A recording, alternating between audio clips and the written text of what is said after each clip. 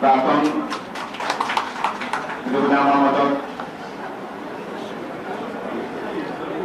আমাৰ কেন্দ্ৰীয় মন্ত্ৰী সৰ্বানন্দ সোণোৱাল ডাঙৰীয়া এখন ফুলাম গামোচা এটি শৰাই আৰু